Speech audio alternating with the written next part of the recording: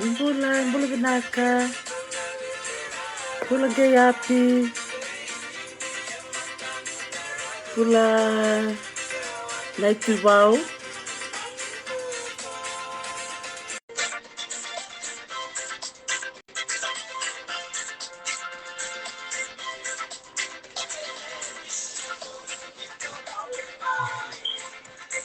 Sinsa, nimbula binaka, nimbula na Australia.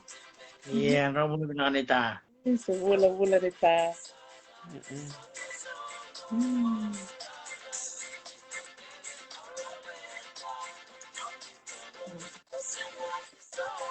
Sa gabol may Amerika, gabol may Europe, binakabalib na siya mamay.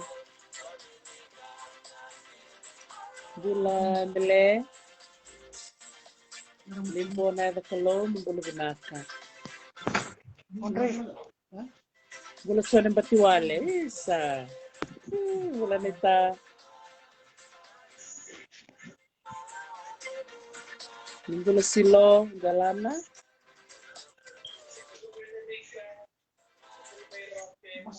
Bula Tali Williams, Bula. Isa. Bula binaka tinay Ratu Rapate. may ko yung mau. Bula siya Newa.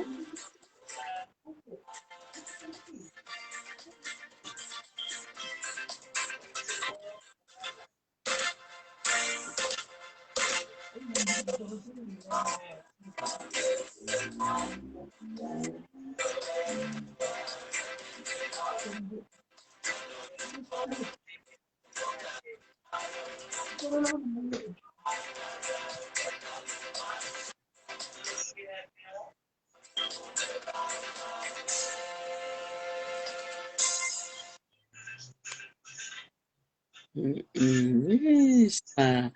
Nimbula ka. Pabili binakatukan ni bikim ni kansara na siya mati kumay na biyasa ibiti biyasa bura-bura sila bakaraway tinggomay ibiti na kena deba ni bura-bura beketo na boliku se singa bakarumbu ketiko na kabinang ni kuwa unitak ni nimbulong-bulong binakatiko bakambulang karchiko bikim ni anto dua sara na siya mati kumay na kabinang ni kuwa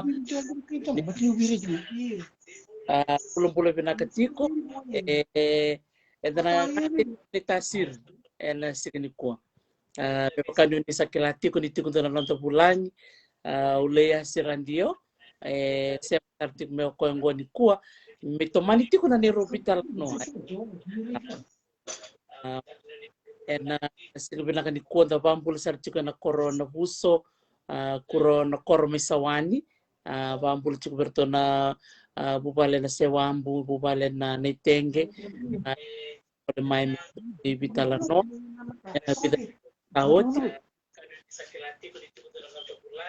iya tamasar na silikuwa ni na may tomani tale na bitala no and tapatiko kina na rona maga sauti and ngante sartiko na bonua tangumaki marroi na sovi base ya and maro taksana ni mitiko na kenda malio ni kuwa o leya si randio sile mena nona ngona me mitomani tali na ni rubi talano ena buku ni noni tabi ang karabatiko ena National Trust of Fiji wakaita bitiko ko na kena tangumaki maroroi na nonda yombula wilikina na kau na manu na udhiwai na ngele ede bang iya na tikini ngono ngome da sana bakambula sargobe na itaule yasi ka siamo sarti kumengo mai serene me Australia nimbule binakaneta Isa ni bulan na maramanita na bunuway. Do bulan na mayaway na vitamani. Bulan binaka o nitak ni tos binaka tigo ng karabitay may tay.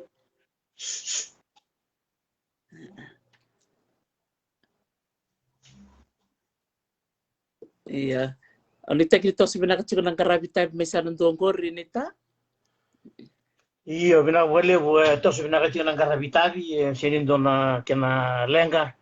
Inda warna itu kona toki ni bula to tos bina katuna to kana bula. Isa. Mano le mbo serle. Vinaka, vinaka.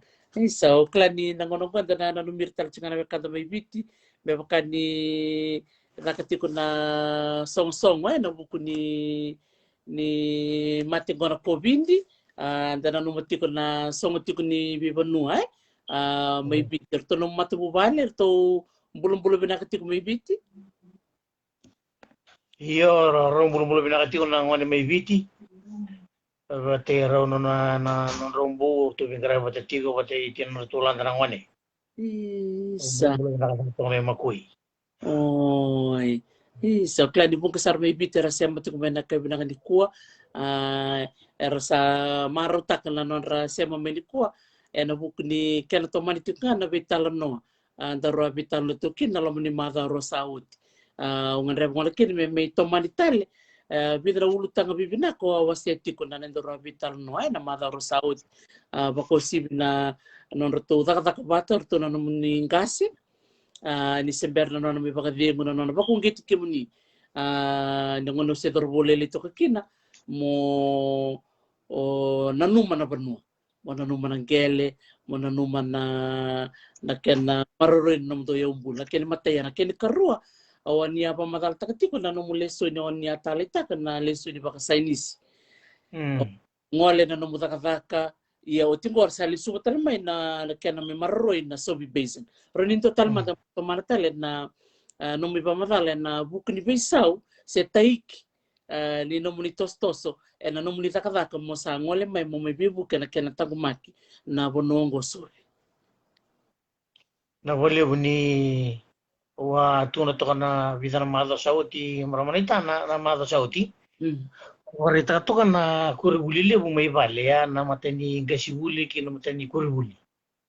Dan ngone lenga bisa teti borong ada tu na kana wong geti tu wiki anda na iko ti una no mu banua no mu biwakani no mu yau minda mai buli do talena visa uni ndak nimbula da visu ti kenda kina.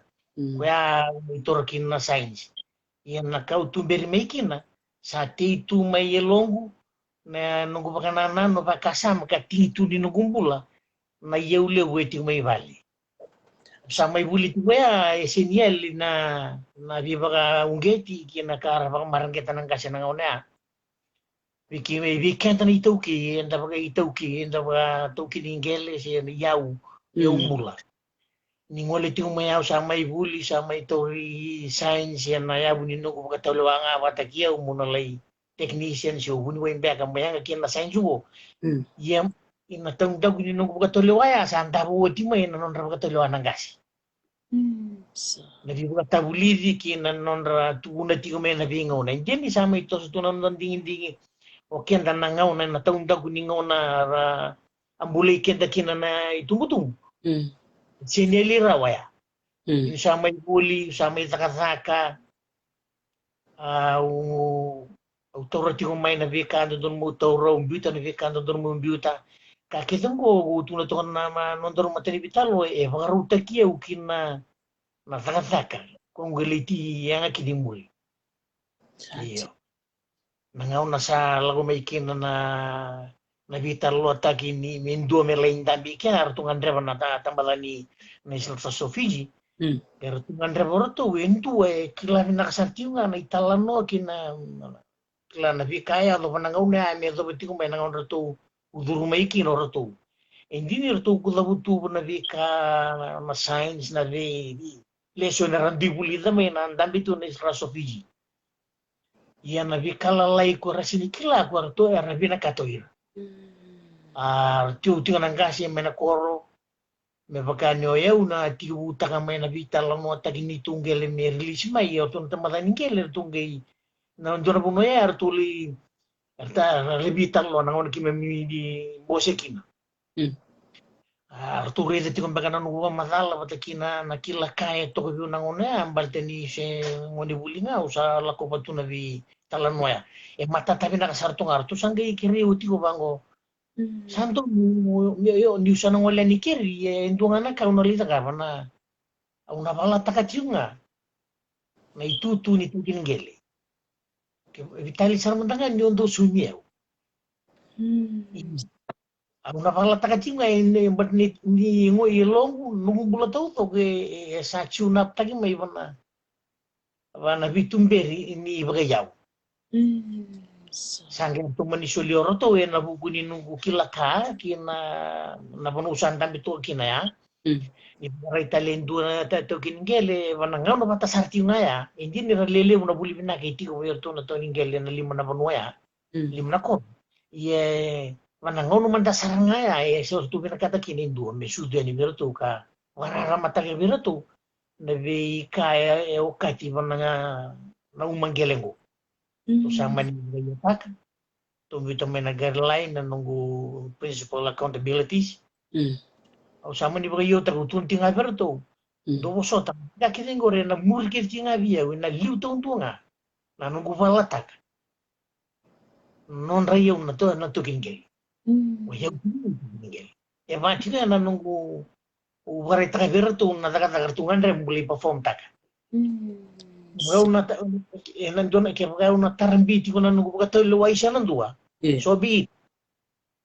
Me vai na nunggu dore nyo yo tu kiningel na musiti uti na kai do bira.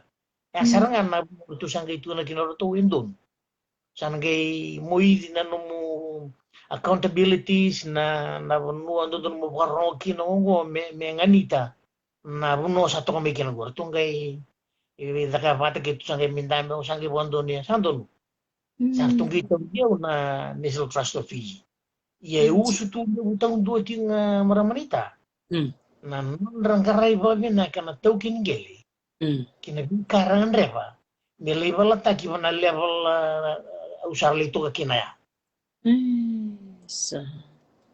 bukan itu komunitar lo na Italia lingkaran na National Trust of Fiji siya pa ngutan elo nunggu lagu kia don iyo sini ngutan elo mula National Trust of Fiji ngutan elo mubalata kana kara tau kena to kiningil na yaw nangon ba kara to kata kina na National Trust of Fiji ento may bira to na to kiningil meron to may pararam te kentuti ko while we develop co-management framework ni Shabibishan, mengai mitibu saramay na ira, ngay lante na kitingmay. Ya, tuna to gani bingan ni tipata sartungan kartungan re bata nabi kawa kilato ka nangunaya. Do. Sabi na to kuop takiwa ni ka ropin takiyaw sa manlisin takatuan na abi ya lalati ya biyaw. Hindi lo tutunor to mumulita ka laki ilo mangunita esyang. Ilo manguiti nga biya usilita ka takoy ulay balata ka tiyo na kambalata na iya non na to kiningel. Yana kuno undami to kakit. Sandin.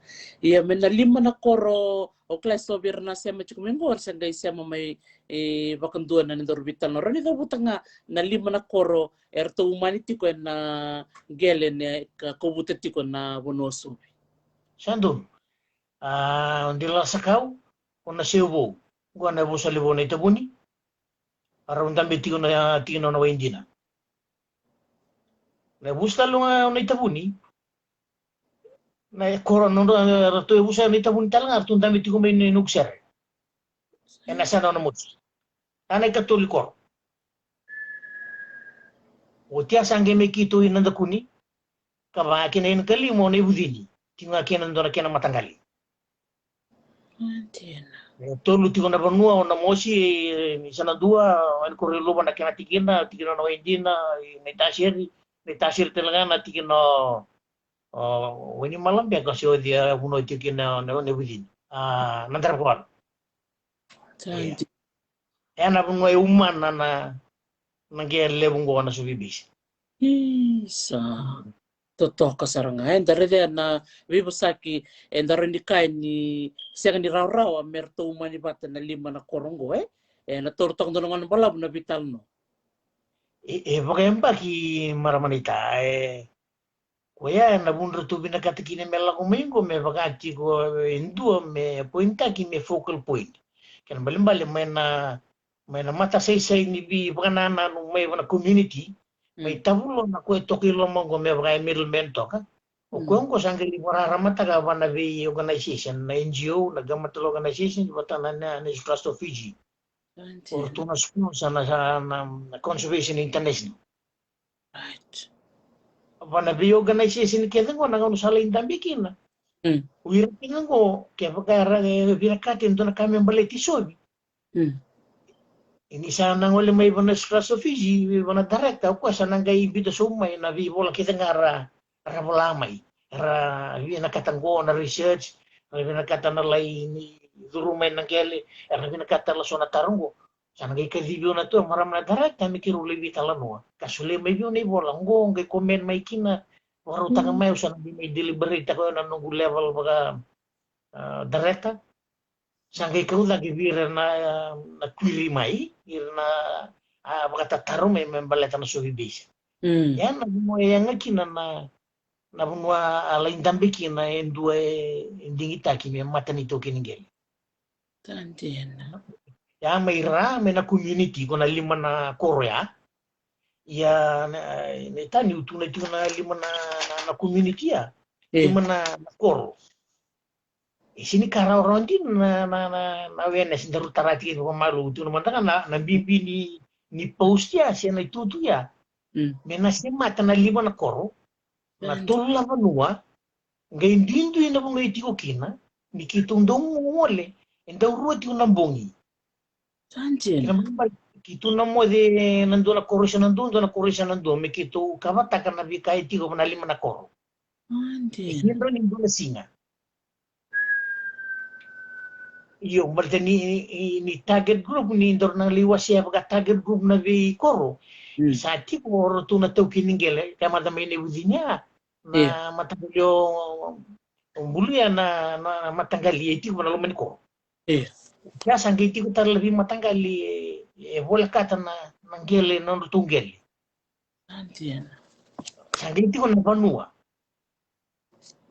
Ni apa mo anda kila eleven na matanggal lebih abu seturanga dan bitiko kita matanggal ngo kue kesengo tiki ni subi besen ni tambal di sinron jo na wala di mulai duru masaranan tunggil ni mata ngo me ni takana awareness wira talangang ko na lakubira na bitalano kena balimbal ya na bitalo baka level sa tumador tu matanggal gay tiko tu na lunya busa mata sa gay tiko na mata na koro na panua gay tiko na bisong kosong gulo mani koro sini karaw may nebidin man daya sangi may turi nanda kuni laro na matanggali nanda kuni na kito batang total na matanggali kito tiko na panua ya wasar na panua gay tiko na bitaw kiningele nindo biala ko nanda kuni biala ko na bese ni na menraw suduman na tuna na buto na koro sangay tiko talero na do na wirton to koro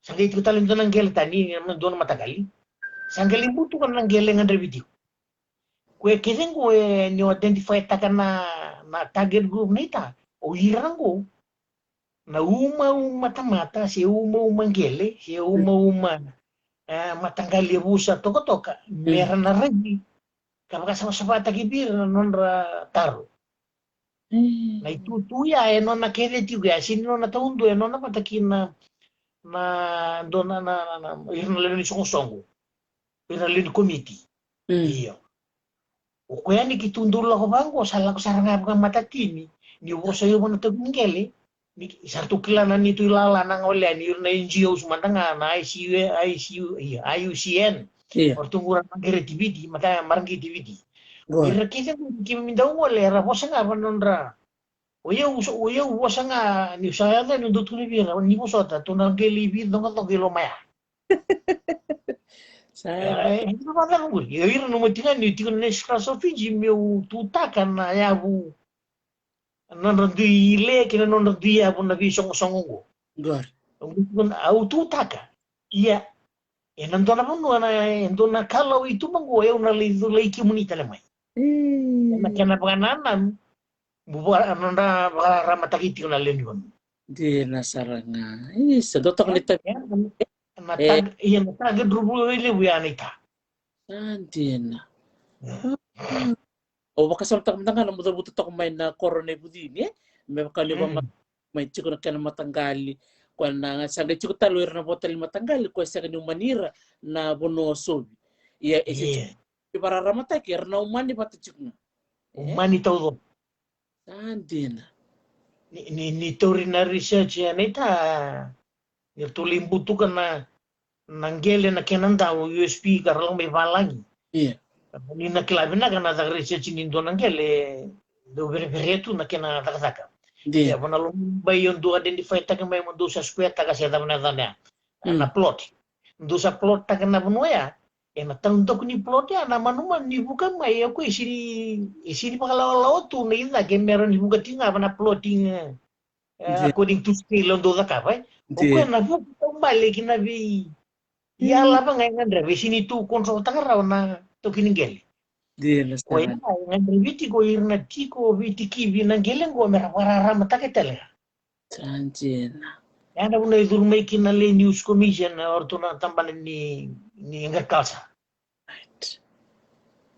tiko na ina kina ki nita na vida na mai muri me sato su vida na viga ki nengo me lo rendo ia uida talango mera soni vira indona dona da me kandona avagana ia u brilabu meroni marre talanga ka nabuno merabu kaza na manu nisa mungkin kaka ni sobi na plot sa tingo itamba nilis iya ko kengo na na turango siya maramay ding itaki na tingo endonto no mena rarama tingo na rida kamo soto na vi indrendre na sota mandon gele tarati de son indrendre on ya andro tarati on mantauti io nabi target group ngo siya nabi uma lemu ngo ndon mela ko tin nabi talano sari bono lebu kenga indra kina to kani uluni we kidi tingo ni ke ba metong bito na udang kay walu asaro ni ruwa to na singan to na koro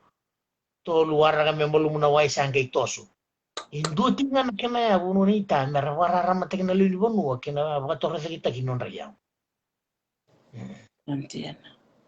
Wah, sa isa toto kasarangan mo ba madal taktok me ani chukuir na NGO bakata na IUCN Nature Margativity o clan indo barong chukumay na maramanira tawo nunia moko toto na na vingarabi roto takta bato di Elizabeth Ercito tikal nga non rotondo bay tabi may na USP toto kan din na ko reda neta na mo di na niyo wiliti ko na tambanin ni Erto na National Trust of Fiji iya baka utalita ka na kaubang matalita ka may ni baka memos bikimunin na numubira katati ko men matata ni tukutuk mela ko ber to kingel merkila na kilala ni tukutuk merkila na ka ya to me sobi na non retai bi ka me marro na be manu so na mada go wa pita ka chung na talan na yalo ni manu kalu do berto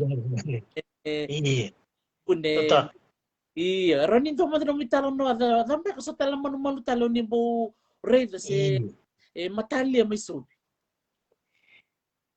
Ele buto lagi matagal mon manu ita na sinro ni tunray na kana sa papalang balti irang na kenda meramo sa kana tiyan gore din base ko na vi ipakan tindiki ibaron do ngona imuri nita ron ningay suray ti mayo do na turang o bila kaya sa masimbala ko endo warong na tangin man mono ko ngo kenan daw na ngone ngamin na korong China Ona sini via bosa na manu o kwela urei me iso me bosa na kananda we rakla na magandiki. Dia na sa na bosa tonga na kana maru na ya unangel. Iya, au talita ka dora ka ni tukuna na itae na ni buka me manu. O kay ware ni reno ko na bono e wasiki na matagalingo se matagalingo. O kay buka ngamay ko na soba, se buka ngamay na bakarakakano. Iya, au talita ka na no mure ni tikine ni ana rei ni yung bulay. Siya ni wase corona na no tongel men ta kuni se no tongel men delela sa kau totoo ba ko tinano mo se men area men baleta no dubi bakararamata ki siya talaga ni ba dinditaki do manira ke na lima na koro umanikede na ita so mandangana koro ni musuki mai na iau kwe mai besukina na iau ngo na ilavo ortona donas akena ina kita umanda dona uma iau lewu dona me marui so tala vi koro mana taung daku ni bese ni go dona me marui ya bakani lele na iau era kutamena na kenandau na NGO square filia romai sama ni teori mana na uto ni vonu ko etiko sarangaki na iau talitaki ya na numitiko na vida na bagi me mulingo ke va sa to subina kana iwarita kisovi mena marroital ngana taung daku ni besen sabi bisa iyo ay levo na inda varongada na kena na tutu USB liban dindikian na manu nanduna na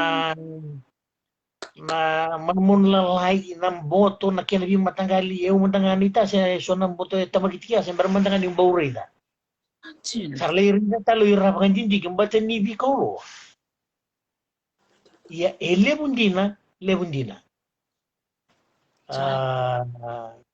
tuku ninduna kena na istri ninduna nindau maida ke meran lestale me witu me bakasudi witu ngile suta katari santo na biba kurang buita gile ngona itala no ngarle daga buti na bagandiniki kita mandangan matume do londa sini bakilati ko ni bingo na relak sumay meran me bakasudi ni witu ngile stale ngona istri kime bisinga tuni kila ya ngile ko na bagandiniki sangali warara matakana tina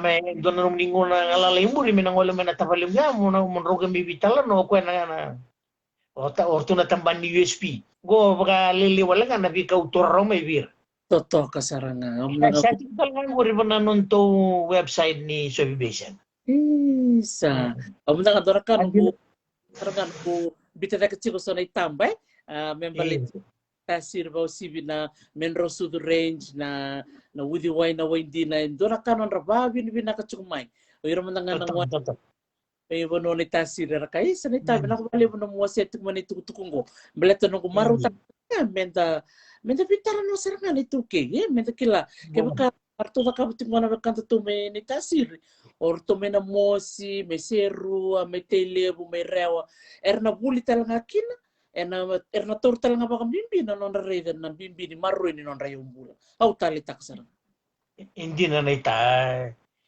enda baka wala doon na itamba tandang wala may doon nga uno enda baka wala na bika ratu ne usar mandanga undubira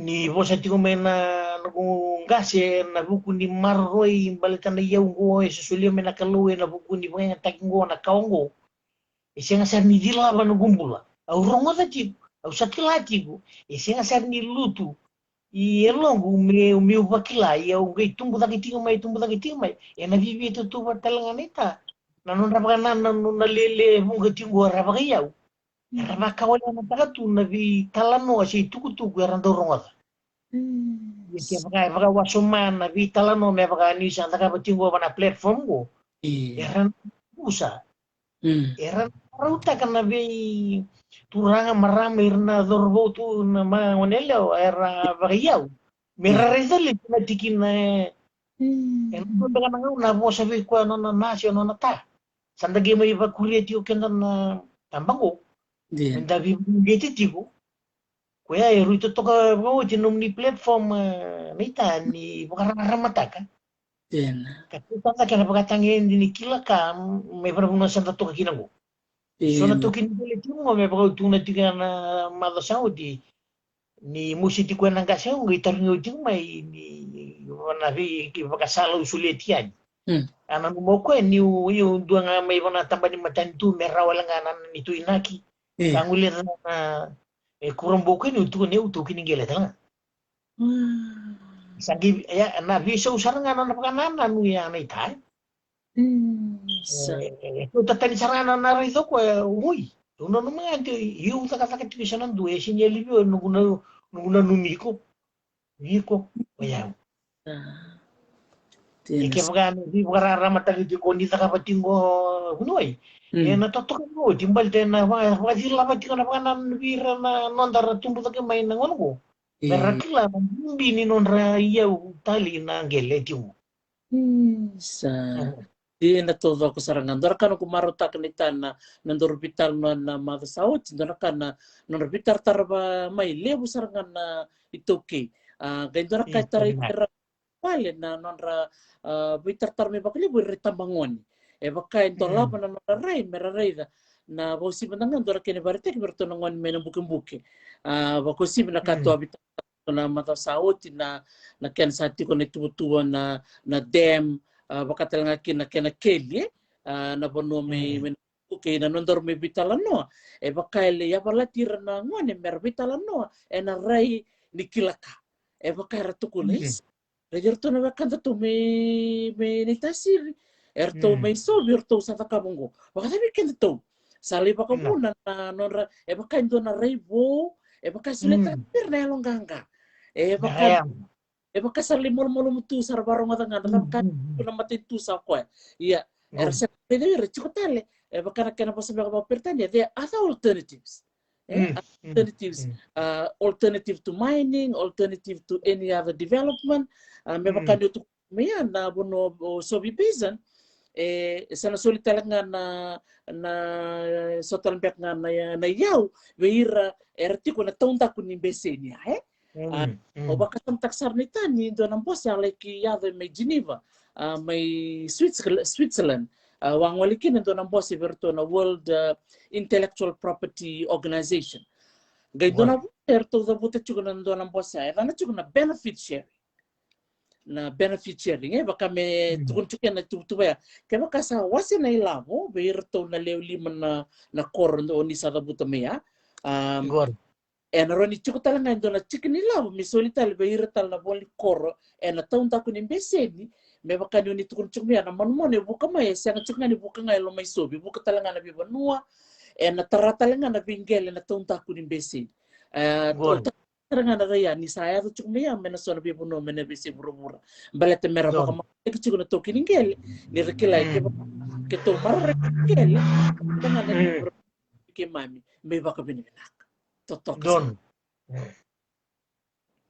Nah, menang ita. Don mo ni taro. Iyo virtual na taro chukun go me baka nanom ni sa baka madal chukun ya ena buku ni Conservation International goberto na NGO ko ngole may baka na main funda si sponsor ni Ibono Misuvi na non to ang ngole may na matiningo na merto may sponsor bi kemdo na leli manakor ni sa nabut chung mandelela sa kaw o nukusere nanda kuni na ibudini wat kena sewo lima ako bata ba merto durma na Conservation International na lomani bibisakin ko ni binabali ko nita na tarbina ka balatan ni wirenjungu era connect na non-ra networking balatan na conservation international sa tuni ko ito nga Conservation International anything to do with conservation yo kaya no na punmoy durro making na ni na kaya na adona lebu tang do ko itiko na siya ko ya di bagatu na Fiji water sember na Fiji water sa lady di bagatu ko na da na makungai si bin do no ngoi lo mai biki may wakaya baka ngori wakaya sange may invest in water na Fiji water iyo ngai ngata na Fiji water na ngona ngata na Fiji water ya sa tiko kina me incorporate ki me kina na ka kile itu bura-bura ngona kana maro ne yang ena bukuni ozone layer sangai kumit na kamba ni water na Fiji water me sponsor tago ko na to na sofa lagi na na me offset tagana ve na pakatanga ina development o kwe mengai initiate ko endo no na bikau me maroro na buku ni bi bukana sa ta na development eh yo ya na kini tigibu sangai bukarai da tigo kwa tungai connect back ina NLTB Kirtona National Trust of Fiji kita usini kilai na taunda kuni tu Yosaki. Na Yosaki la ko kondo ni tinga Kirtona National TLTB. Nangau na sa dumikinan to nangau na mesara bagai yuti kikina na nikitu lago tiko kitu na wenes ya. Dona taka taka lembe bagantor sa tarati wiliu. Din. Panalomay nimbay nindo na kaya man nito matanggaling gaiti ko na toka-toka. Gaiti ko na matanggaling gaiti ko na yabusan. Gaiti ko na bi matabubali. Panalomay ni matabubali gaiti ko tumbu-tumbu turang kirto na lupa na korto na pagkatauli wa na development eh. Ubi atortinga ni sa case study. Yes. Kaya baga nikitule bitu tiko na vita zini e vana tangani. Kaya baga hindi nito na vana tangani ko. Sando na blok lewu. Sinasa. Ano kita bimandang waya umusa nga iratungo. Sa. Merato din ko maroro to na kanana no suduma mo nang gasi virtu sarangan alubian. Sa. Manunggu strength waya unita usang gipengata kaya. There is no other way for them. For the three. Baldina mo tamamundo sa suliman na viva kalungatan tagi mi marorui. Siya matakikin na sa kutuntian na bon kwa tiko ya baka di kuidin eh. Baka bitali ni baka niungwa ni utuna baka doon nga birato. Kaya sabang ko no na ray nang gasya na buku ni yaungo. O kenda to meto na maroroy na baka nananuya ka baka titiya ni baka vi matabu balitingo. Irwa tale na sabi na nang gasya ya meto nungita biya. Kimundo mandanga mundo bagayo baka visa sangango. Sabdo na bikin to ya mesatos. Sanggai kadi batam na matanggali mi kitu sa may Yosaki tuni tikari do vitalo tiko na bingona. Do tala matanggali kitu mata vitali tiko nga tiko tali bisa nandua. Kito lagi siya matatal ngai kya. Ya utuna to kang may na mahuli tiko bir na angkasi nangonya kwa na visa umay na musukau. In conservation, logging to conservation. Quando ilavo tolo, ilavo berembera. E andare a nonda perché i vitindine, ilavo tolo che ilavo berembera. Ok. Ni lebu sai mabotunga nelona ni rabina kata. Sanga idurya ni ndona pakana na nubo. Maybe a foreign concept mega vana ndombulu na itoki. Me maru, isa ta maru itu, me maru itu lidam. Vi matanggal taro lako may maramanita. Musita laulunda. Sampai kan natangi nilo munindo rungo na taro na bagini bulo na taro sulimay. Sa sarangan di binaliti. Isa. Mo sinindo membita gikin nambate na rungo ngara na norakila ka saya to masar tungaya. Ya rabi suki tu na panana no na musuka unita ni vina kama na marui. Na punuang kita ka ikya mesanga ini wali na panana nuya. Kato silu na vitala no. Kaya pagando tiyo ka na musukau. Iyan do sana tok nga ni kime sana mamarui. Ngo endo na pagamadala ni sauti na nungundo uwe na sibira. Ni salipu na fong kaya mo usalay musuka kosongan na vital no. Kaya ando sa sini binakatan na kangwi ke. Doge vital no tok kito sa lista na bandar ko. Sa wato tum sartunga. Iyo. Kaya ando binakata, ando vital no donggay. Matanila ko lang ko sa nagsinrongan ni siya nga kito sa waya nanito mata may nanito imusa. Isa na maruin na yung. Iyo. Angay tete tiko ni tola po nuya pa na limang dito. Sandang tamin nita ka kaliw nita. Sandang takira nga gutunya pa na market na may basa. Yuri nga bang go do sa kambya ni musa libital ko tumana. Sa. Endo na takatakalle mo na kena dawiri tiko mengo. Dawiri mele mata tabi nakasar. Ye meto ni kuwa sela ko tinga na lo mataro-taro batili ni sarabuli sarakila ka. Sa sini taro etos talimu sa taro sa tos tangiliw. iyo. Ya, nindareta na development sana lagu may na transition lagu may na muskau. Kina mama ko santo na kanang gumaraw ni usa kitu sa miya da paraw na patangin ni India. Iyo. Yan na pano isiziba maya. Totok. Ya, o ya una representative ni ito kiningkel ya. Iya. Na nugesa naman tangaya. Sanggi reti ko nakarandungan drama na tau kiningkel. Kito binakatir tu na LTV na madam bengo ko singa taba. Kita bisa nga muna sa nga na TLTV mengole ani na kurungo na singa ka. Sa pagaro na pano. Totok. Oro tu na tambanan ni nakang business. Iyo sanggay nung kumay. Kaya rumbimbiki na networking and collaboration between the stakeholders sati ko na desk offices ni organization daw do to ne kusan itu desk office na nga nakamba negosyo NGO ko pati ni ulang nga motor mo na telepoy hakya na bintalan na kiri-kiri sa tinganita merap karara teknologi di mo wana biso po na ako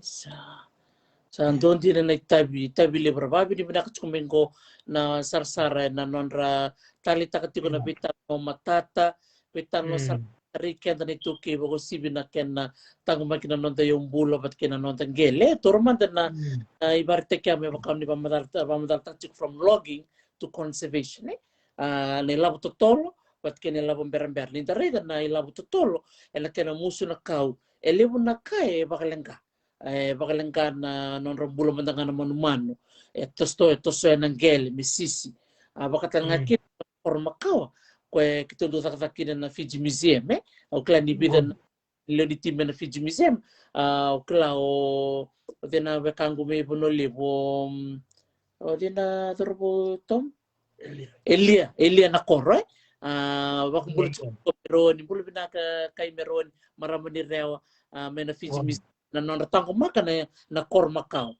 Balete ni nangola sana baka tatani kina so na non rakor ni balu se so na kore ratu na lamu ni bikaw. Saya sarang abondo. Kalibondo. Iyo, asa so na kay meda baka sa mata. Sina baka inita Iyo no ruikan bimbi. Kwa utuna tiga ili mendandu batamanda na tigo na community.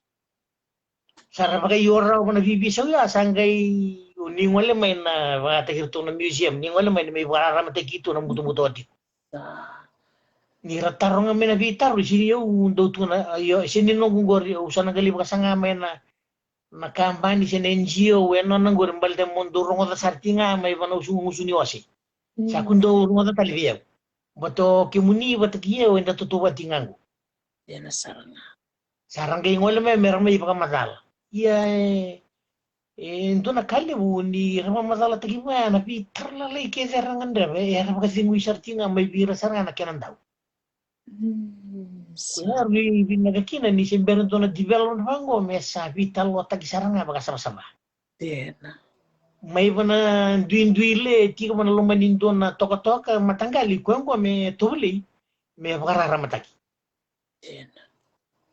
ni sando mintan beto kay na National Trust of Fiji niya may na tiko ya hafal na baka nananu endo nga express ta to kla informally siya nga ni boss taon ni boss kutia ala ko sara me sa lain do na ka kay labi ta kay may do na ka tu na baka nanan baka matanggali na ngono sa mo itu gini ko sanggili rede na saranga na di matanggali kisingo na di ndre sa diso tama sa ronyo kila na nueran tabikin kona lima na akorongo. Ya, na tau kiningkele tau tau kibiti, siya iburo-bure, ito patakili tunga na vikaras lang. Eyo. Na biyan iti ko nga malilay, na vika, ito sa tambatan na yaw baka di pa na location, siya na development, ito na biriruler, siya ito na ang barabi. Yun na inspiration nito ginigili ito patakili tunga may develop tagi ka kaumay na yaso niya may magayarang itagigin ya sando na taman nita ka nakaliw kang andrib nga kina ng dua mata na bilumani vivar kotaki Jelasar. kanda nunggu kira-kira tunga bira to kini ngali sarang wala mena kana da ormai ba madala yana na kaira bulida o kenda to so tava ti ndele niabu bulida so tava raundindui yo kenda to na sanga metu na mo takamata na tava ti ko ke na bulida Batele bigi kenda na buli ni maram na tani busutia o kimuni na research ni na research ti ko na lab na kavaya na ngono gali buti ko kin a total different spheres of work na ngono li rida kilo pa usang iko ko eso na ngono sana bito ko man na theory sana ko sana la ko man na practical ki mel ko pa takidin na gidi bonwa Bien, todo. tuya en pa talaga ya na non rafana na to kini gel ki bir na langole mai ya sangay non dei tavi o kenda na tibilo mo ko menda to le menda pa mo ta pa ka muy to kena di salano meron ni ngani ta na ruo na iwas-was liungo. Sa. Boleh libo maramanita. Kandi na saranga ay turtok na nangonong balabo o sib ke baka hindi bida na ito katok nandun din na non raray pe baka ni ba madalta katsuk mananga bikim do mananga baka bitadin ini do lebat ko na tangan na lebaya nandun din na bati ko nandun din na ray utalita ka na kaun dito kuna bata mito sa do bata mananga ni sa tondo bata sarang galitos talibe na bubaltara merto na ray damay do bata sarang galitos tos na sasangay Sanje. Ya nita baka nuku kuwa ti oya uya. Na ray kata mata may vira mata vita zini kina mata vikani na taunda kuni ito katokan ko. Bata mulai bosa ti ko mendo ti ko nagu strength ko ta ti oya. Kuni do nango no mekito ndindui lekin. Bata ray ndindui Oye, una matenta mata muna ngole ni muna lay baka sama samata. Magkakuwala nga mula baka sama samata kan natani. Ike malumulumutiyo. Kaya rimbimbiki na. Iya. Masang bulat ta kasarangan nabi kandangan ra medaka. Ke tatos mo malu yan tatos mo malu. Nanguna kitu rol kina ya nita. Kitu bukan nanu mati ni minto no nela kale kambal tani sarabia torila mati ko nangas. Isa. Dia na proses yang andrevi. Balap. Balap. Balantini dindu na tamata ya sa tamus kaya ni dindu na panan na kota may na vital no takini yawo. Sanggay ito na koro, sanggay ito na tiki na sanggay ito na asana. Yo. Oh, ya que de en boleh kenda tiko na bingo na keda na pangitabi ya na tiki ni buka torre da kita ingo. Kena sanggay malirawa. Na una kitu ngoli tiko may kinanita may daban ni kitu may workshop isuwa kitu mandanga na runa koro nandun na koro runa matagal nabuni ni kutu na tika ningo neta ambaleta na uto ni bono so bibesen to na tau ke na to tiko nga may nandakuni Sanchez ko ile buto ndo na kenda to ngele tiko mana lomma ni besen ton Kuengo undo se mata tiko wele boya u merto baga zengu merto to zoko tiko na binga una kede ninga una develop tai kilo so nindu e su le stali akena to tolo sarna misi ningo mele baga skele su me menda me to so bat sa baleta meroni to so bata kide tinga na bana nanu batena to kini ya u meroni maro ta ki ungo sa lago tiko kena develop dengan repa den Matau kini gel. Sen rubitar noi liu ni ada buta chiko na scholarship scholarship so libera na ngone ro ni ba madal ta kamanda na kena laki vital no taki ka solime na scholarship me yang ber na ngone ena lima na korongo Dangan ita na scholarship ya nga may na lebu ni deliberations na vitalan no na community meetings Sa uto ni so nang kita uto mandanga na to kiningel mertobi usaki. Sartobi usaki uto to kiningel sangay ralande melo mana vi matanggali na taunda kuni runa matanggali. Uti asangila kita minakor. Ena korongo kuna komiti kwa uliliu takatoka ya elewe na taltinga turanga ni kor ni bili mana kor. O tau kiningele se warai no turanga ni kor wana community tiko kin na tau kiningele so ebo iko mona tiko ila automatically becomes a member. Kena balembale o turanga ni koro o kwe focal point na kukuni wanwararamba. Kaya makain doon kaya rabi na katana wale ni bon mo na duru taki turani kor sangay katataki may biyaw o yaw sangay udi ibo saki verto na co-sponsor o tiya sangay ndabi tala komiti lebu kina matanggali sangay luto sumutalira do na taka lebu na kena baka sangay na bitala no ala kumenti na baka nana no ni scholarship mebakani sa lisi na bono runa matanggali may nantakuni uwi kena mo iseni lisi na benefit nama na ngole bira mebakani sa rapagay tabidi ko sanggay di tinta ki se varuka ki dona umilabu may bira di na sponsors me rapaka Pagkasin imbiya kasi ako maraw ting imbiya na to kiningelita itong dakungo na kena sa iting mandanga na nabitalan no. Andiyan. May pagkasin iting may kakunin do duro da kemay ka may pagkalangga nabitalan no ni sasanga ni sa inta kinilisi. Mani may lo may kin nabitalan no ni skola sibya. Ya skola sibya kung nalima na korong wala wasi atawdok. Sina so nila bolemo. Iyo. Sa stad, may tiki bumandang nga kina na development ko, manita ka may kinar, to manibang doon na co-sponsors. Ki, meron bubukito ka mandang nga pa na level ya. Yan, sir. Sarang gaya ka may.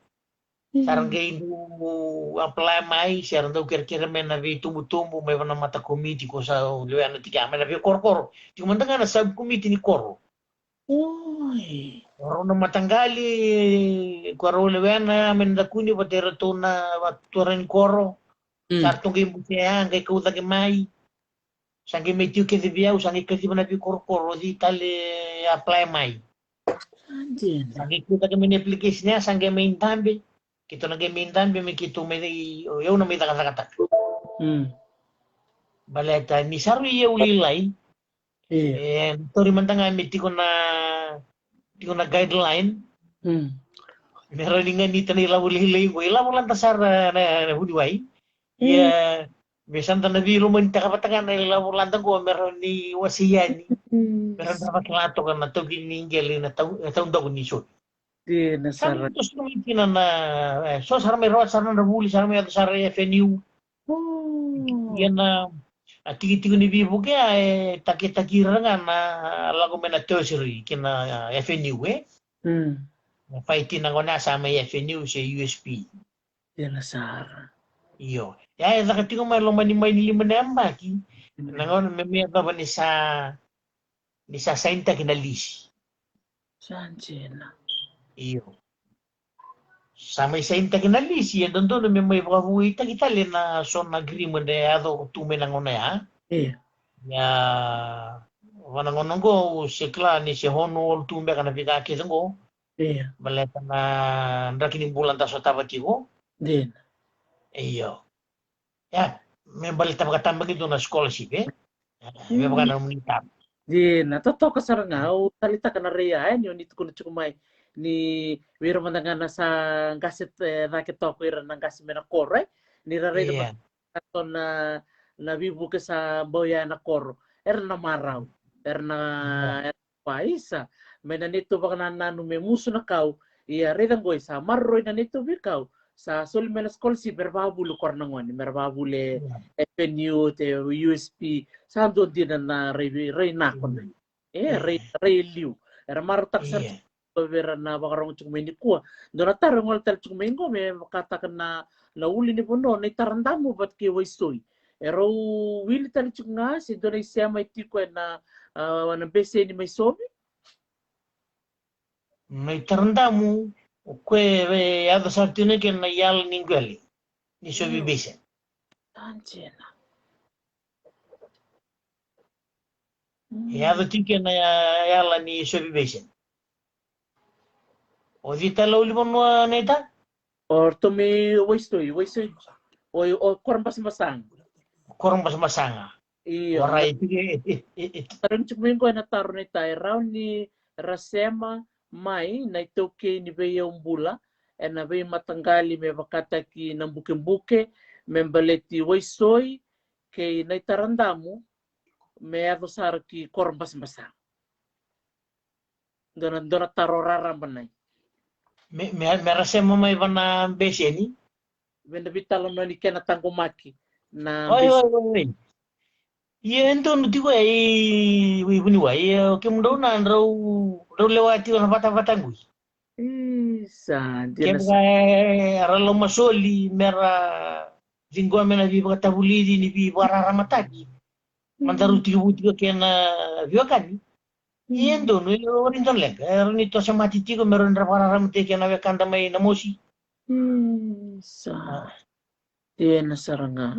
Do dia na ebi bakal ngangkata ker na numa virtel ngana sano rewa me bakani tukun cikun tos tos ni bi ka ke bakana maniado na vakekeli se sona bi ka do belum di benua na literir to na cikun patini wai Iya. la kana la kon rono mena wen udi wai na bi ka ke baya mudanga do na kali mo do buli da vale bu ne ta na kena na ecosystem rasem sama batu tu na bika kelengo di na nindare Don. na baka na ibarte ko dito ko na maya na manu di buka may na manu manu may na manukalo tor man na kani barita ke buka may na waya manukalo warin kila ko orto may delela sa kau te orto may na siubo waray o ko bukan na buka wakatan na yan na kenando rono sumay na wudi wai rondo mai laku mai na mosi bo mai na tasir bo sarereo warin kilako na siyama ni bono kanda na natamate na tamusakaya utalita kanjina na vital no mo balate ni umani kenda kenda chuko na vital no na bibono rambai lebu na bi kauni wasi chuko mingo kemay buli ken sarangaki totoko bako Inak. Yuro to na kuiden daru mairawa bukan ako nirto ngalala tatigo may nabibosaki nabitalanoan. Iyo, mga tigo na sirya si di wala na budang mairawa napakasilimit tigo na nabingaw na tawdo may ulinuway. Wari merto ang ulit dabi na kanda to mairawa kundo na ita, wari mundong ulit dabi na turangan na marama. So na nati ko may dolo me kunia balaki na bibo dada di bikau. Kena na tambulan na biokani. Ina ko nita.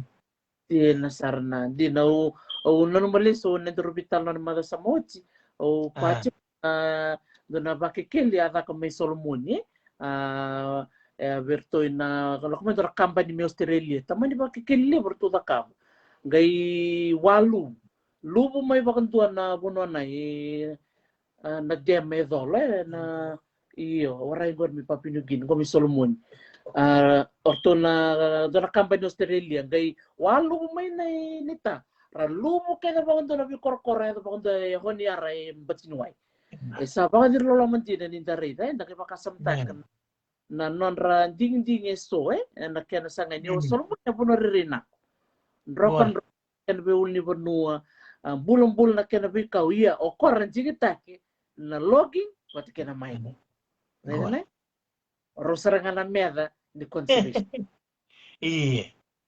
Dia na sama. Doon na turangan ni Bougainville ang malamay. Kaya ato sa rin minggo may talaskaw sila subo.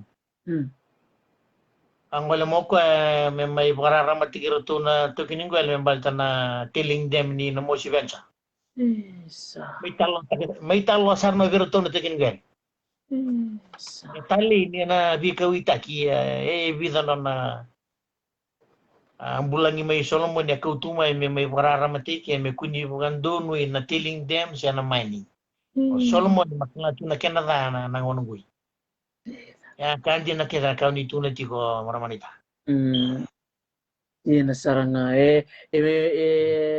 kaka butu inda rede na nonra na buku ni pakatata ni bi korkoro kuara la ko te rotu era batin wa era tu wele sartunga nakau ge pakasam te kirtu chukon bakata to mai rewa ni tu chukon mai buda mai ra ni kede go bir to mai musik yang online baya na litarir to mai bang ke ngol pangoi windi na wai manu ana tarir kede mai na bi korkoro kede iyo kakanji na ni da rede na buku ni ding era da cabeça me makan tukun chukmai na ilam tolo tene lam berber Lebuna. Lamu tolo, lam berber. Berber. Isa. Nah, kami nak nita. Tutok sarang tutok. Total na tarong koy na game butal tungamay kipakairan nyo so mga may nita. Na tamo na tuba-tuba na lo manibida na mbake mengoy na kena tago makitiko sobi. Na tamo na mdoy tuba-tuba na lo mani lima na tinembek sa chikgoy matanda. Nakawali na tubutuban ni co-management plan na taga sa uting wala liman yung baki. Iyo ya Indonesia ya nangononggo sa bahiti-bahiti ko nakartutuban na to kamay simber tali ni ureda. Nakanga kito kila na to kiningele una posto nga na punuto ka kina na sana ito kiningele. Hindi na sa. Kito ang andre nga menamaro iti ko ng gele. Cambiu ba vinagati ko na kinitubo menganitan na tao kinigele. Nito niti ko na kay tuban na to kinigele nganita. Me baka na kay sulibirato. Kaya to no tubo kini na matay ni commercial plan niya kaya banda na nga babinakan na ibola. Ito ko kinile na viti kina duyan na networking me baka kuataki. Wakati ito buka baka rambile utak itali. May iban organization na ito kinigele, kinabi organization mera lako bata may kamay dua bata. Meron buka lebutan kinabi kaya do isobi. Kalibutan laban mo yado kina. Yan na project ito tiyo kina na siya ito na pamadala kina ito talaga nilawray na website ni ito sa tinggo may riraki. Binatala na pun orto sa tigo kina. Ayaw irang na to kinigele sara bitartar kira. Karena biasulian non ria merah marui. Biasa waraya uklati ko ni relate kau tigo kina tawalimga. Ni punon rabisi na saya lebih kau dina. Orto li reforestation me le baga kau tagitali. Ia na kau makawa sini kau bo. Na kau buata. Na muli, na niu, na mango, na boy, na kakeda nga. Meron ni buwa tatakitale na jalan ni bunwa, meron ni yang akin na ruwa na linwanwa. Watan na ecosystem siya na bunwa. Yan na bunwa ndio tiko kinoko yan na rain itambadan niya na tokiningele. Napaka pinakatangan na to ni di maluwa may virtu na co-sponsors matagikima na to kinigel. Baka libuta ka tali na bi kapi na benefit and ron romay libuto na benefit. Ya may baga nito sumber tiko na bi kakiri ya tiyong gobeliti. Sanda to so tunga baka malua meron ni menes takiro tiko kina. Na punosobi. Iya anda sini kilati ko na vida na ngono may muringo. Dahil na itabang ko, para itabang may muli. At tarong na, tarong iti kumaya, ya ringan ito mo ito kinigeli. May napaka binakataka ka, baka ito kataka pa binaka, baka kuwataka, na non relay, kina non rangangandri, na inakita umanda, ni kina maroy, na gelang ko may bira to kinigeli. Ang kina ustuliw. Utalo ataka ngango na kena tiki bu. Ni mamaro yoso. Kan bimbi. Weekend na nakinakiti ko memaro na nandaya uya. Nangono mandangan ko semberi maro na munia na kamu ni nakama. Bibi lumani bakalip. Bibi bakarong pataki bakalip. Baka bi tazini, baka bi kwezini. Baka matanggali toka bata. Baleta ni tau na yaungo sini tau kini andundu nda tau kena baka tau mata. Baka mata-mata. Rui kambi miki na mendandambi. Nda belu mani takamata na yaungo. Taro binakan din ako ko tiko may kla tiko baka na ngangandre meron na maroy non rayaw iya. Nga naka natugunan na to ginigele. Kalau manin bayesu. Iyo. Totoka bang doon ay bari tek binaka Nah. na biokani na buku ni Buno Misovi sama tatak piti daray na bunga na we conference do bakay do rin na bese burbura bako sibi na kena tago makina na dayong bula and do yu bakarita kitiko so daray ke bakay sa bakarita binako sobi sarani saro temerto durmay na bakanta tumayra may raki na buku ni nako Banda Range baka tanga kira may Korean itu kaya kamera na bibon no bilebu sa totoo kasar totoo Kau ni reda na donat plan na kami baletira tu na tulong ko Korean itu mayra Sovi Basin. Etikon do na baga itu tu merto na reserve tagi ka rigade sa pake ada na recreational park. Sana sanggiti ko na daban ko na salilo manibikaw na trek melakova. Tiko talenga na bagay tutu kwarto sa nakapati ko mengon na co-sponsors me rabula tau kiningale me forest rangers me tau ken na manibikaw karan rava. Kaya balambalo yuritingan ko karena nangusun ni tau kiningale kang usun ni ki co-sponsors ki na NGOs kinabi korpor na kena mararoi. Dari dapat lebih ko may Afrika na ngona sa reserve te kino na rangkele na monuman. Karang giti ko na rangers Yan rabat tukin na nandakai. Iyo biti na siya nandakai. Erna yan ratu na tukin gele. Rasaw mi banan dona lounge. Karabi bagan rati na bi korkor. Tandin. Yan nga naman tangango ni tan ni tunting na bi bagan rati na tula punungo.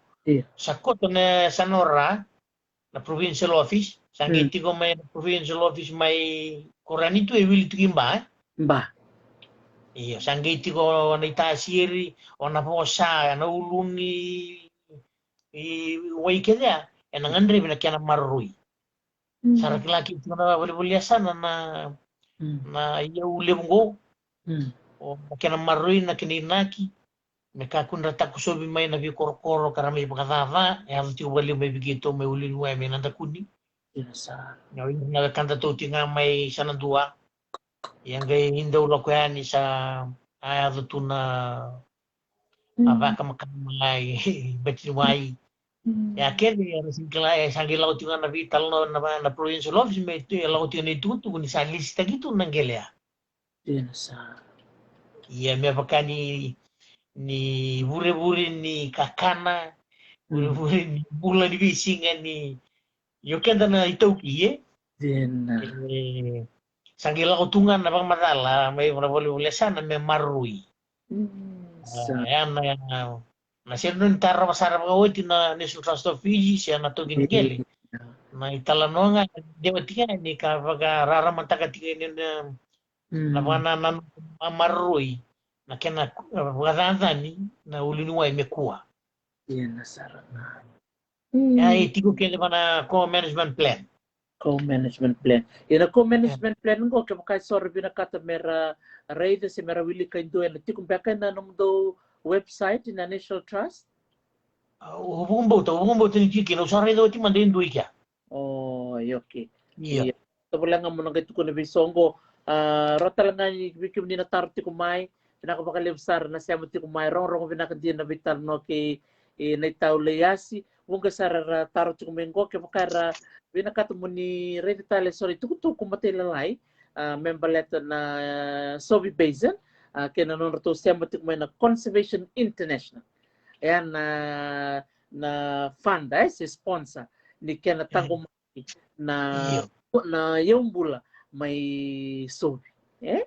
Ayan tiraray Ronyo ni ngol na website ni National Trust, siya mo nilay rai na website ni Conservation International. Conservation ngor. Ngor don ngor ni ta. Oh, totoo ka saranga. Tugu-tugu ken ti ngor ken. So sarangan je may uli sobi. Irnalay sa research, koto kita non research paper in alaman ni wala kita ngor website. Ano na ba nanu? Kinabi kasar le sotava koto kina. Around ni reda ka wili may kina. Yes. Totoo ka saranga. Utalita ka na kaon ni pamadalta ka miluya. Nanon rangwali mo ira nando ni padindike. Bunga beira era daw ni manumano. Era kila na manumano buka. Sagaitura na manumano sumindi. Ang gaiti ko ira na ika, nanduna. Na vika kaya baya. Dagay na pepakando naman ni pamadalta ka miya. Ni bikim ni nasusumay na koro. O ni reda na basingay. Ni reda na mono sa buko na mono kalos. O ni reda na mono tabo ni reda na kulwotu. Na so ni bikaw. Ira chico era kena bunway. Ko era rakab na kena padidik. Totokan din mentari ni Rusia mabatang we. Ni ralako ay kena daw ni mano siya kena daw ni kau, siya kena daw ni ika, meranggali ki wasia na non rakilaka. Wikim ni natokin ningel. Totokan din. Totoka. Dapat orang itu kan merabitan lo nangkasi, batan karan dikila, barangkali pengemutang apa tekirin lakukan apa dindiki. Da kurang bu ni sona kai kota minggu era baka sotara batagan na baka nakila ka baka nako. Ni talwa tagna mo ko itu mana koro sa sem ko research may wana university. Sa Alam ko sarana ya na ko kapital lo mandanga. Sanggi wati ami na gaingwa lekin na site. Wow. Totoo ka baka wati nita. Di nasaranga. O bali svetal ni darubital no mata sao na mutukulitiko. Na mutumbuta ke mai ore tiko na numuni kor matanga. May natakuni. Sa bakanga do na university matanga. Ni recuk kino ira ng kase. Era marro ito man ito pakawa. Sangay baka diyo tek chuk may be ke mundo ngo sangay ngwali sa ribera ng ngone. Tali di reda na itabi bera ng kase. Di nang beka ni resang beka ni rabuli sa rabakuroy. Iya era tu era tango makatu na benua. Itu talaga bira kilaka baka banua. Seda panita. Totoo ka baka wati. Siya nga talingay pamili na biya kilaka ito ya. Anday tabi nga mentan lay bakarorong kataro yan. Bal wira na tigo may dalya buke banda sinitaro. Wira talaga na siya nga ni randa undalang ato baka lili ya. Kaya baka taro tigo. Sana nga hindi mo ito kami baka malo na nambola iti ko yan, ni sana tibo pangalalata ito kami pangamalu, abi ko na bingo na kin. Aw, na bagkide nung guli nakataka ula ko na koro na mas duto nga, na bingo na kede, nakabuti nga na bi ka uronga, o buli na bisi. Duto tinataka yung duwoso, so pagkataka nita, sa daw tuko na nga nalo magmusang wala yan, kinakoro. Kulay mawala nga ni singa siya, doon na singa. Matakalilaw sa iya talaga. Ulia na jaistaki. Au bako kuwataki kapag ato kataki utalama ini sama lama. Nungula kumayana bila saya ya hali kita berdua. Yan na kukawan ni dela niya bunon na biasana na bibon mo turang kaya si na ibutu-bututukin na naweka antara tiu mendela niya. Dina.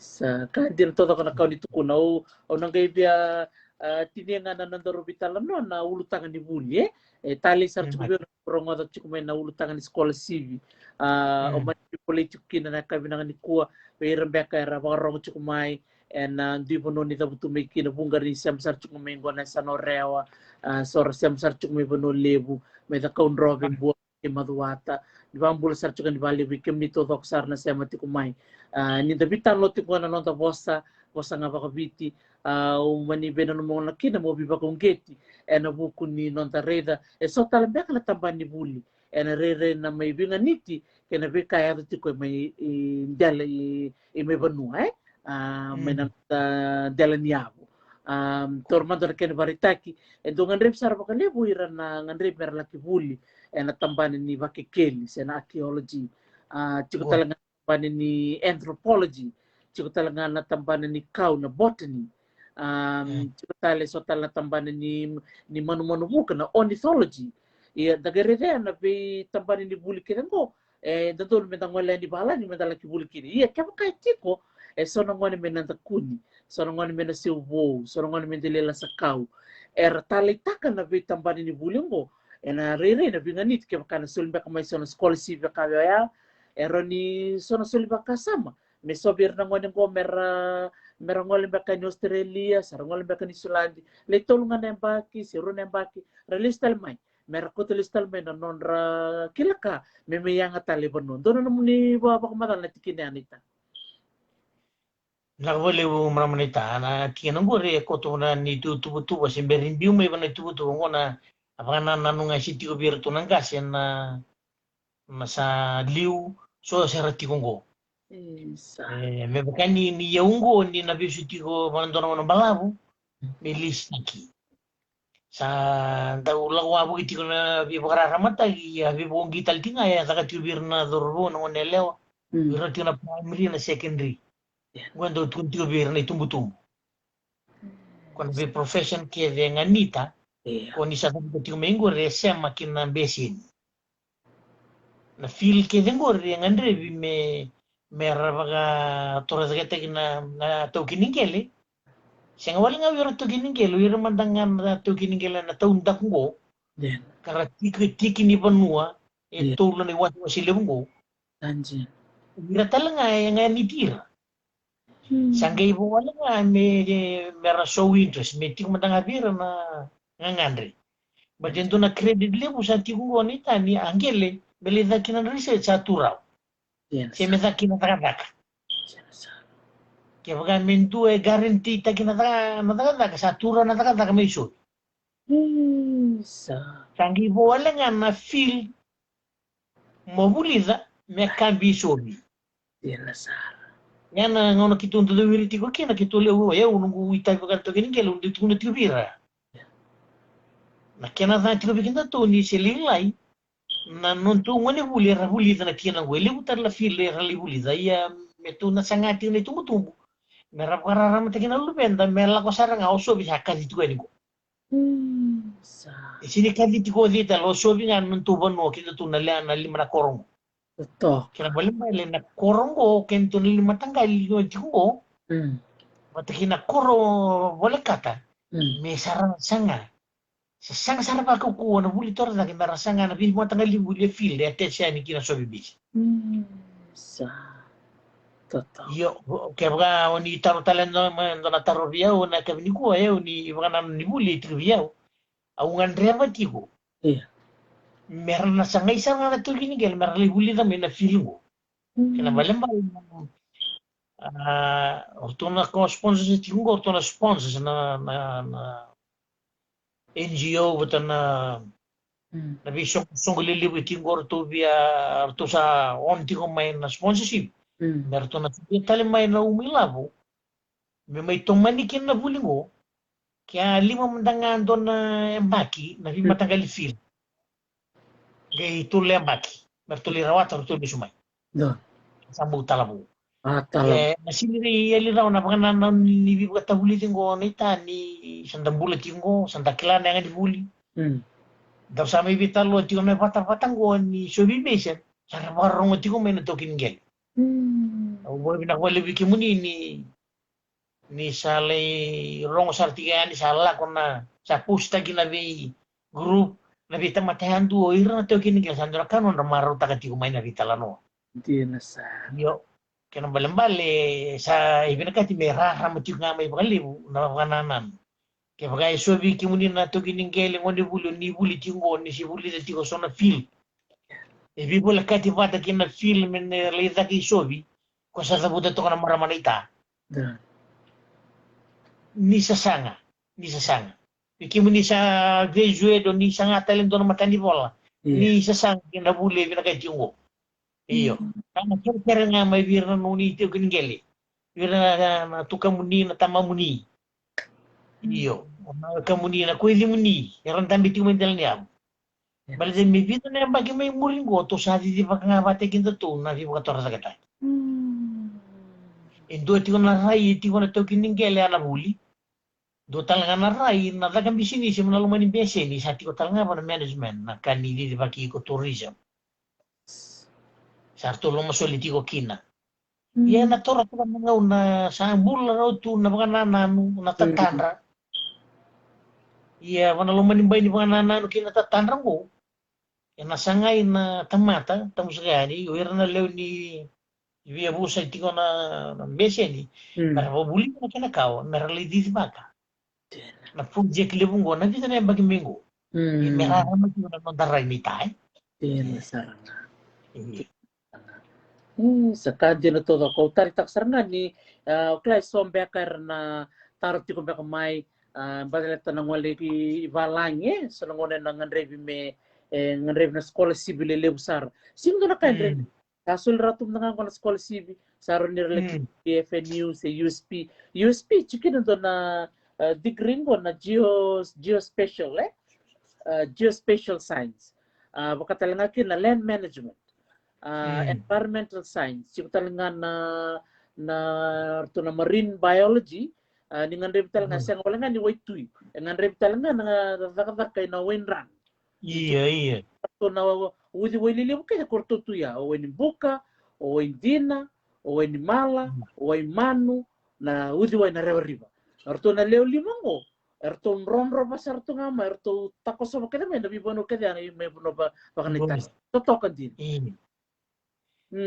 kalunga talaga maramanita ni conservation internet sa satu kuni kue tunga international organization no kue talaga vivo na kani vivo katahuli di me va kauta na vivo no iya na vakatau tinga na interest ni tokin gele kina kaukuni no to balataka na no to tamata me rodi waktu reza kita kana manpower within ni kita nembagi may muringo sana rosar na bitalan no tagini development na subibase na bada salebu na tamatebu yan totolo na pakataw lewa yan tawto ko na machinery di ba kini kay subibase na bitalan na bagay mo ko yan na kinadundo no nangono ko na to kinigele me anra me tubo kaya anra pa kanoni tubo ko merra na bisa na bagi may muli mo iya nakasabo ti weekend na itoki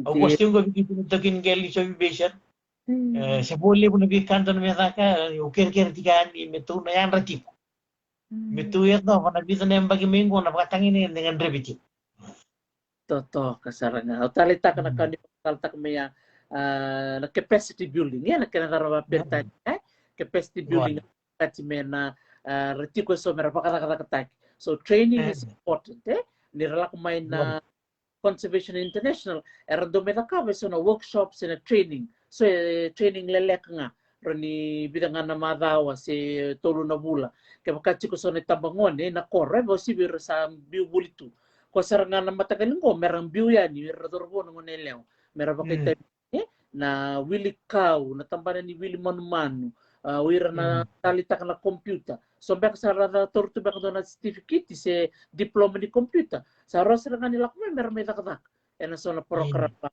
totoo ka sa ranganita iya sebenarnya balik besar ni sebenarnya ni may daban na no darbital no sa palop sa tiko ni darbital no sana may daban ko babi ni binak sa tiko birna sema tiko may binak balik ko dara ka may rewa babi ni binak tiko mengo gay api kursi nga kuni lang gay and kito na nanumikem do tiko men na lamani tembar iya don ti kuni nila kana matura na ita mena veda bibi kitungu sini wala da bibi community ko na wakanda to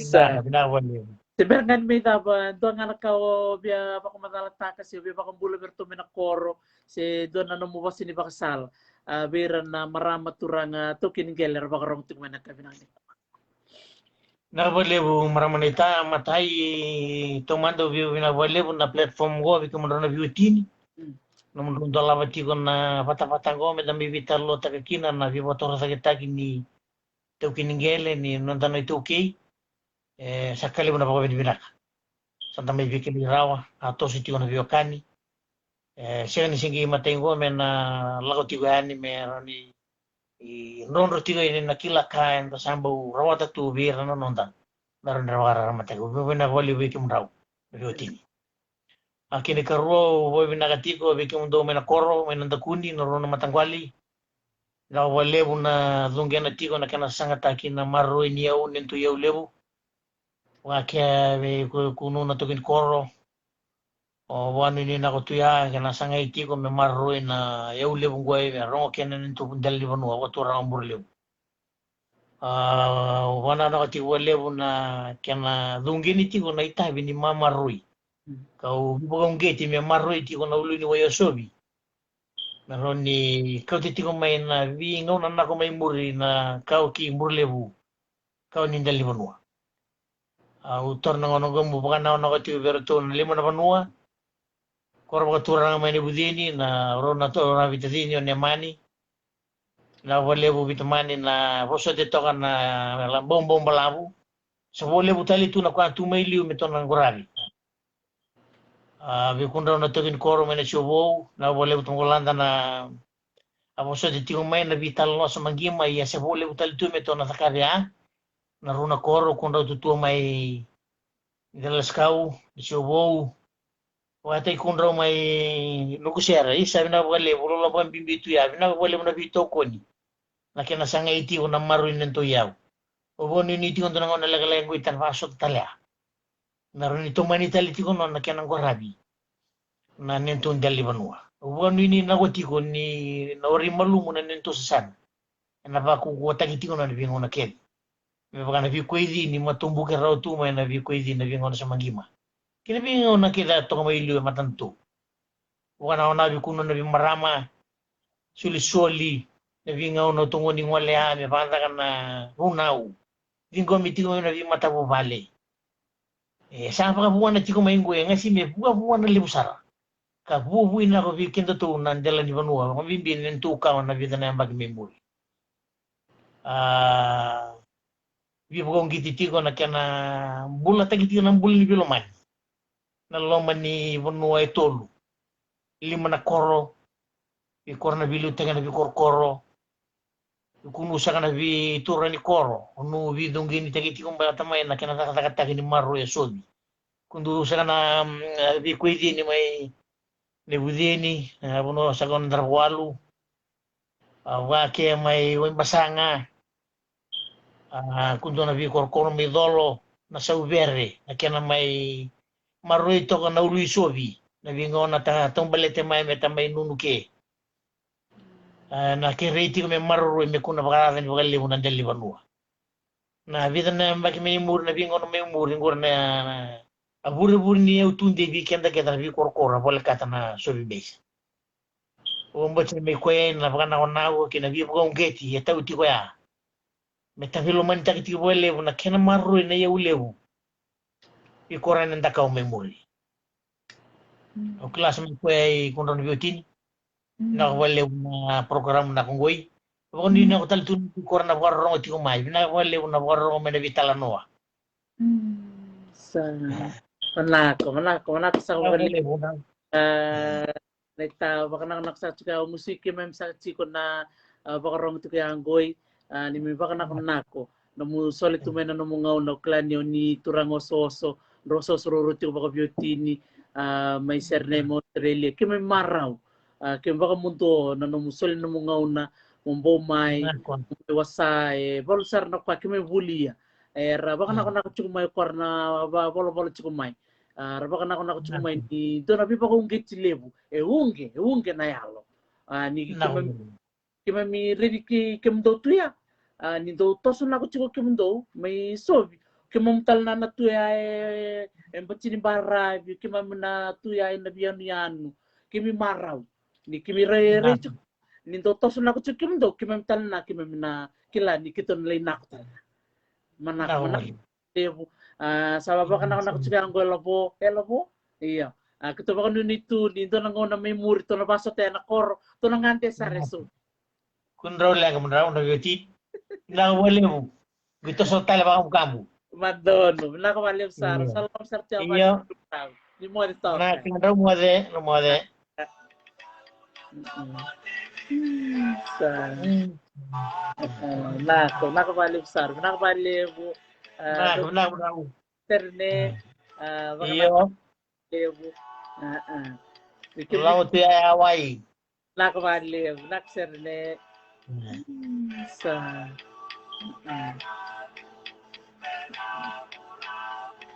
sebab ini naksar kembali bikin mina saya macam kumai boleh nak tini Rossi may Brisbane doon boleh may Malaysia nakabalik na siya mamay sa nakadumpulo may New South Wales, Belmore, Amelia Saro. Pabul sar tukan bikin nito ba kusar. Nakabina na siya mamay. Lebu na buli na buli sar ba ka lebu. Nakaba lebu.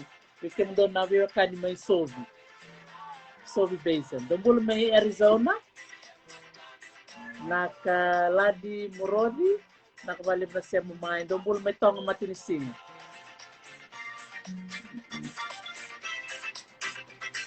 Sa ganap na siya man. Dumbul may Milandi, Mercedes Batu.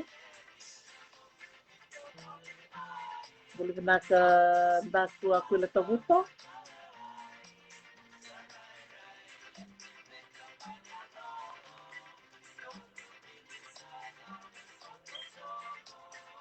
Nasa ganyan na way ni now. Nagay siya matal may ni mataka. And then total siguro na mata vital ano na siguro ni mataka.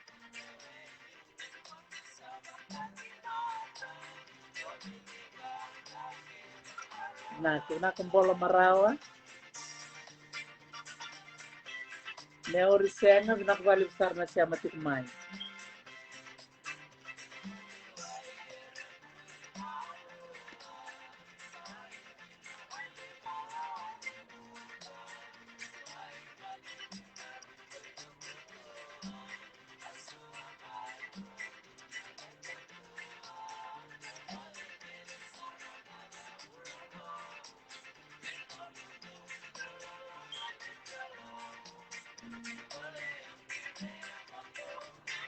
Yeah, nakacheli takua.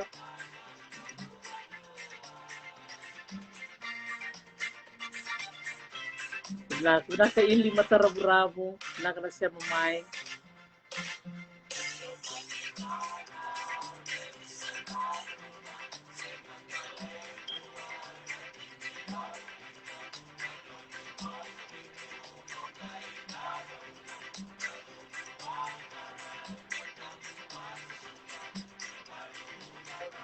Nakatitilia ka Romo. Sabi nakabalik Sara, bikim din na siya matikumay magi o boli, double binakabalik Sara na bito ko nitikumay na bitalan no tutok.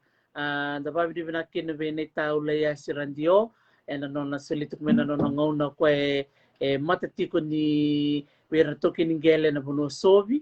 Kasama iba madal takatiko ko na kaya ng bimbi itago makina non de umbula nakatatal chunga ko na song na National Trust of Fiji dapat binibinakan na buwan at marama director Elizabeth Recito marama ni Rotuma siya katalangan ng wala kina na director ni Fiji Museum Cipriano Nemani kerto na tambanan ni baka dindike na buku ni kaya na tango makina non de umbula sa na Cormacao ng baleta ni kaya tango makina be yaw makawa sina be yabu makawa bakango and do bibuk sar bakalebu and be tambana isaba madal takachuk mo les radio na ecotourism do na posango kla bungo biken sa kila nan rongole mawira na bulang mer may sarsar and era bungo bira do ngole mer do bira na non do kormakaw kung ano bimbi kina biken na tokin ngelen do bakarong tuk mena kabinang ni kuwa mendo mararoya na nonda yung bulan, na nonda bikaw, na nonda ngele, na nonda manu-manu, na bika kedbaya,